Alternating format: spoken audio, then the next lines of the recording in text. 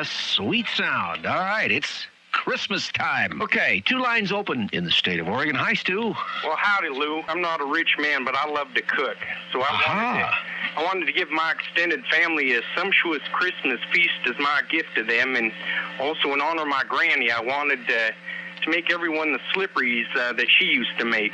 And since when frozen, they keep almost forever. You know, they could take those slipperies home with them. So last Christmas, I made the family some slipperies.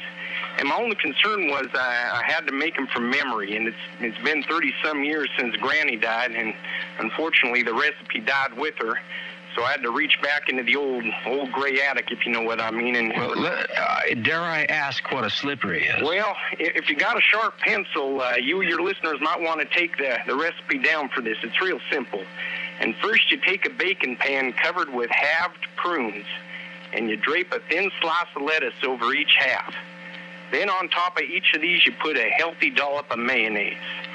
And then you slip these into the oven at 450 degrees for about 5 minutes, or until the mayonnaise just starts to get a thin crust on it. And that's all there is. They're ready to slip down the old gullet, and let me tell you, they're mighty good.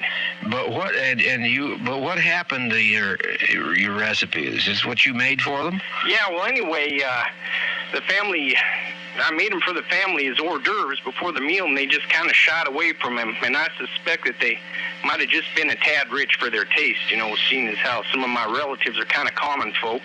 Or maybe they were just saving room for dinner. I don't know. I know they weren't being polite because I made 400 of them.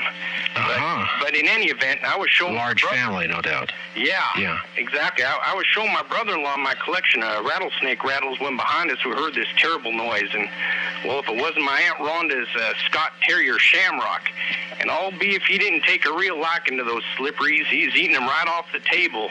Oh, boy. And the problem was he was running around in circles making an awful, terrible noise. And personally, I think as a piece of that old limp lettuce got hung up in his throat. It tends to happen from time to time with the slipperies. But the slipperies, yeah. Oh, anyway, it's a terrible blood-curdling sound. It's kind of like, well, it's more like that kind of a sound. And I didn't know whether to give Shamrock the Heimlich maneuver or go get the needle-nose pliers and try to fetch it out.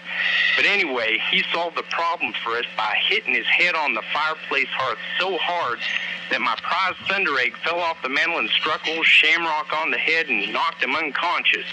Well, my Aunt Rhonda, who's never been known for her calmness under fire, heard the commotion and she came a-running. And when she saw old Shamrock, old cold cocked out on the hearth, she starts screaming for somebody to dial 911.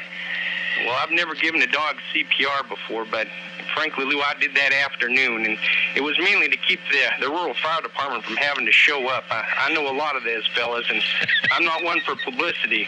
But anyway, I don't know whether it was Rhonda who was praying the rosary at 90 miles an hour or my mouth-to-snout resuscitation, but old Shamrock eventually came around.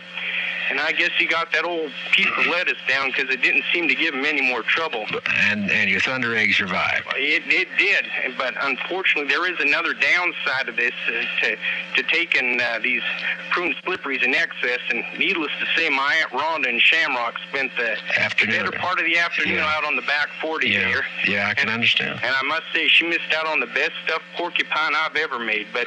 And there was only a few small hang-ups with that, so to speak, but that's another story for another day.